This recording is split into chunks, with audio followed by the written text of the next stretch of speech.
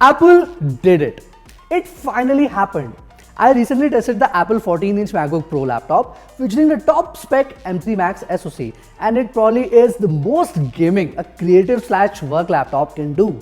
But I still have the question that specifically who was asking for a MacBook with gaming capabilities? So let us take a look at some benchmarks and some highly exciting gameplay and take a deep look at this very expensive 14-inch MacBook Pro and see whether it's worth the ridiculous amounts of money it's asking for or not. To say that Apple has gone all in while constructing the new 14-inch MacBook Pro is an understatement. First of all, this MacBook is constructed with environmental sustainability in mind. It's eco-friendly with 32% recycled materials, including 100% recycled aluminum for durability. In short, it is made very well and by keeping sustainability in mind. But despite all that, the laptop looks robust and somehow manages to improve upon its already famous build quality. The laptop's deck is solid, so is the display and the hinge as well. You won't find any noticeable flex anywhere on the 14-inch MacBook Pro, which vastly improves the typing experience. I've already talked about this in my previous reviews that what makes a keyboard good is not just its key travel, but also the stiffness of the chassis. And the MacBook delivers a fantastic typing experience, one which I don't even have to sing praises of. However, I will say one thing though. This past year, many Windows laptops I tested also came within striking distance of such a level of keyboard build quality. Notably, the HP Dragonfly G4, a business-class thin and light laptop, delivered an exceptional typing experience. I also have similar good things to say about the touchpad as well. It is just like last year's model in terms of size and works the same way too.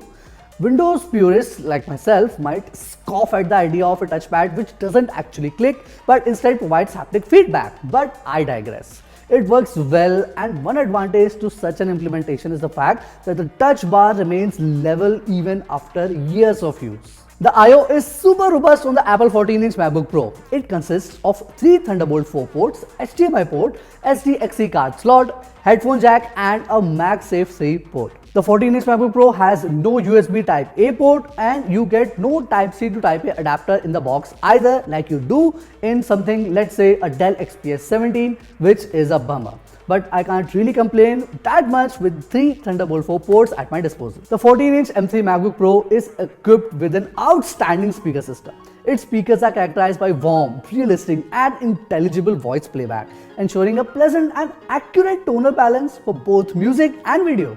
The dynamic range is particularly noteworthy, with sharp, precise impacts and a robust punch in the audio,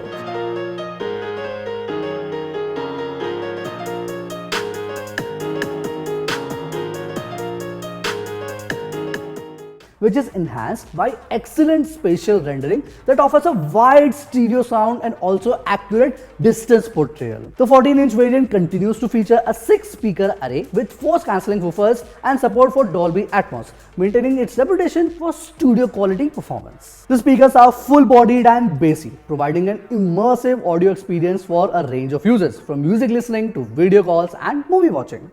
I also tested the 15-inch MacBook Air earlier this year, and it also includes a 6-speaker system, an upgrade from the 4-speaker in the smaller 13-inch M2 Air model. This configuration comprises 2 dedicated tweeters and 2 sets of force-cancelling woofers, effectively doubling the bass response compared to the 13-inch model. Now, while the audio quality of the 15-inch MacBook Air is an improvement over its smaller counterpart, it falls slightly short in the richness and depth offered by the 14-inch MacBook Pro.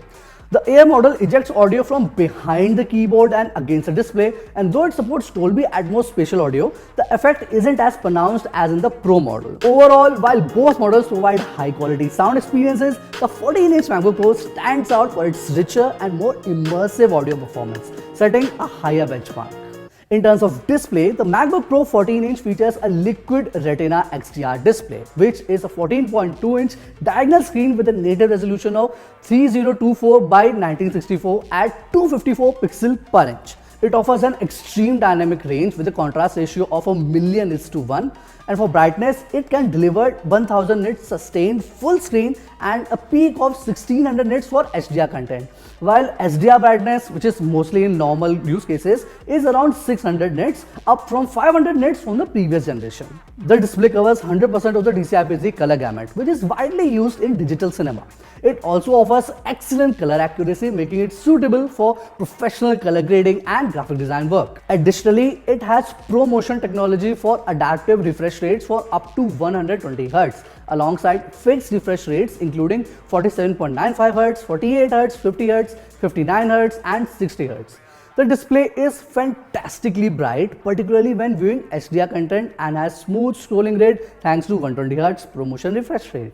Before I can begin to talk about MacBook's performance, I have to tell you all one thing. It doesn't matter if you are playing on the battery or when the laptop is plugged in, because in both cases the MacBook's performance is absolutely the same. And it is something which you hardly ever see in any Windows laptop, and I really appreciate it. So, Apple uses TSMC's N3B process node for the M3 chips, the first 3nm product on the market.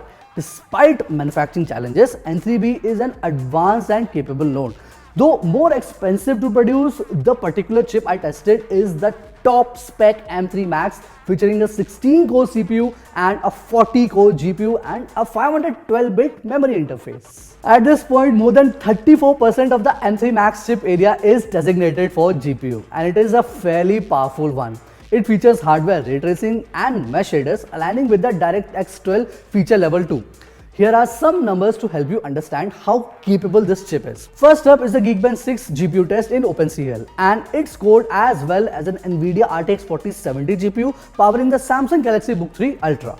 Moving on, in 3D Mark's Wildlife, the M3 Max scored the maximum score possible. Meanwhile, in Wildlife Extreme, it scored 20,400 compared to only 12,423 scored by the Samsung Galaxy Book 3 Ultra. The score difference is pretty huge here because this benchmark is more focused on 3D graphics rendering, a task that can benefit significantly from specific GPU architectural features like efficient handling of textures and shaders, something we have seen the M3 Max can handle really well because of new hardware features. Now, let's talk about the CPU in the M3 Max SoC.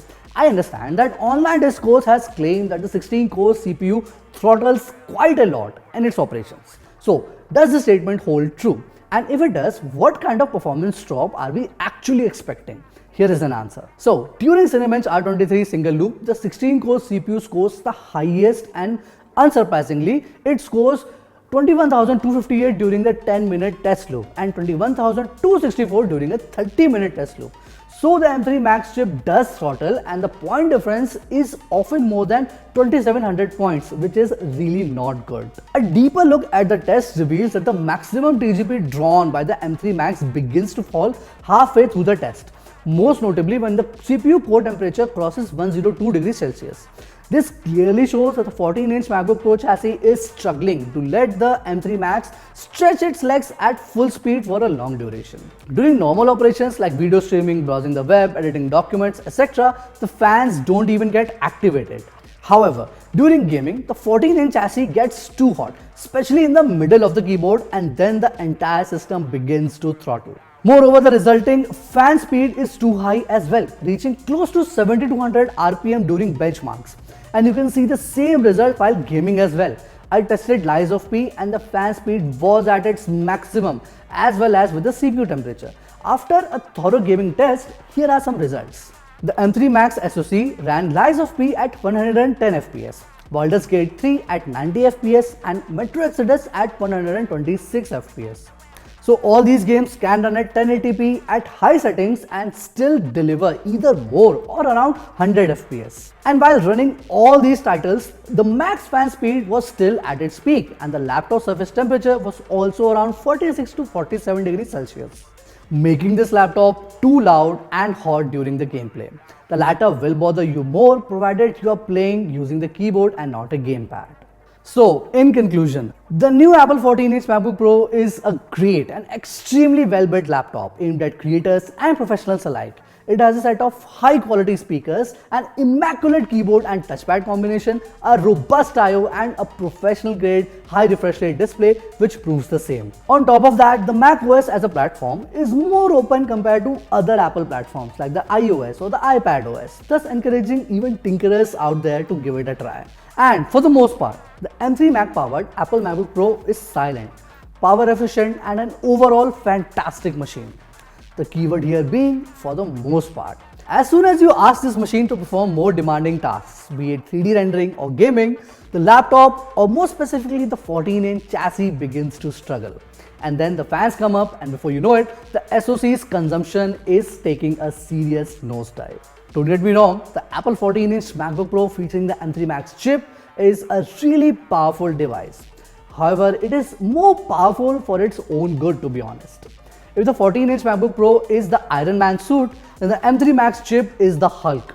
Doesn't matter how many features the chassis has, it still can't contain the monster that is the M3 Max SoC. My recommendation would be to choose either the 16-inch MacBook Pro if you want to truly experience the full power of the M3 Max chip. And if you plan on sticking to the 14-inch variant, then my suggestion would be to go with the base M3 chip, which is capable of playing games and is much suited for a smaller chassis.